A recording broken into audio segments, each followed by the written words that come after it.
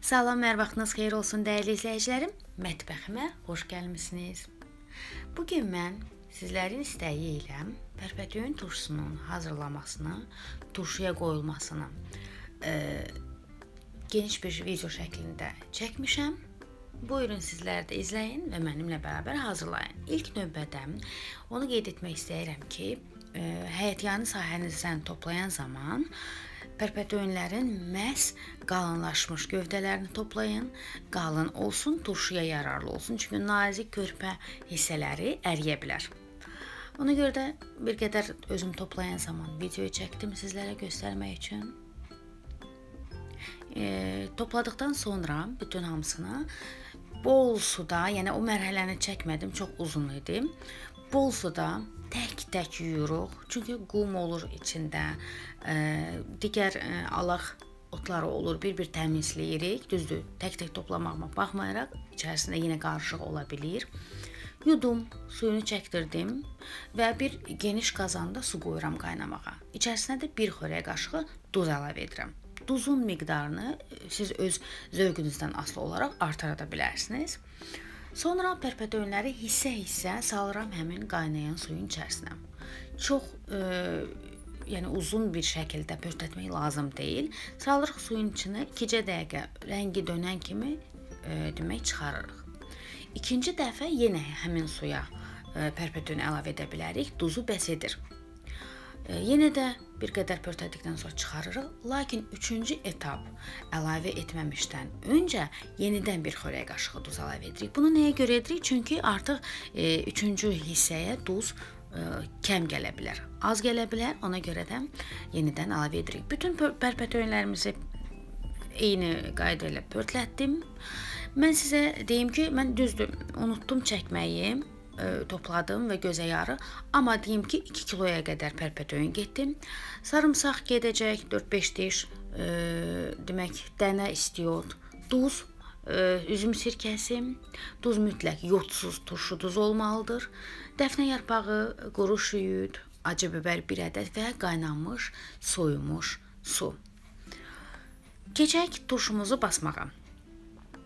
Pərpətöyünləri, pörtlətdiyimiz pərpətöyünləri yavaş-yavaş mən bir balonun içərisinə, yəni 2 kiloya yaxın pərpətöyündən mən gözə yarı gördüm, amma 2 kilo olardı. Onları bir balon, 3 litrlik balona bəs edir.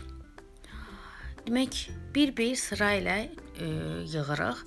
Bir də pərpətöyünlər sonradan aşağı çökür və boşluq qalmasın deyə bankanın balonun başında taxta qaşıqla basa-basa, presləyə-presləyə yığırıq. Və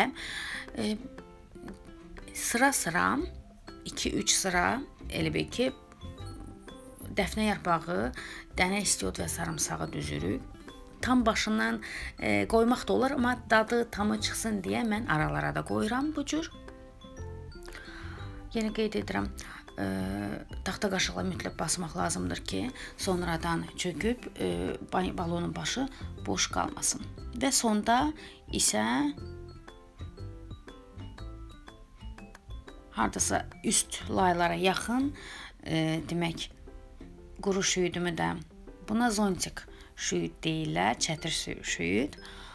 Onu da bastım və balonum tamamlandı. Ən sonda bir balaca demək hissə boşluq buraxırıq ki, ora biz yenidən sarımsaq və 1 ədəd. İstəsəniz artıra bilərsiniz. Acı biberin sayını mən 1 ədəd qoydum. Çox acı olmasın deyə dəfnə yarpağı, şüyüd əlavə etdim və hardasa bir 750 qramlıq qədər su gedir. İçərisinə 3 xörək qaşığı yodsuz turşu duzu və ya qaya duzu əlavə edirəm. Qarışdırıram, həll edirəm və sirkə 1 xörək qaşığı əlavə etdim. Yarım stəkana qədər əlavə edə bilərsiniz. Mən bir qədər indi yox, payıza qalsın deyə 1 xörək qaşığı əlavə etdim, tez yetişməsin deyə və duzlu suyumu əlavə etdim. Mən onu qeyd edim ki, bu turşunu 2 gündən sonra, 3 gündən sonra qoydum soyuducuya ki, bir qədər sərinlərdə yeyə bilək. Əgər siz tez yemək istəyirsinizsə, yarım stəkan demək sirkəni əlavə edə bilərsiniz.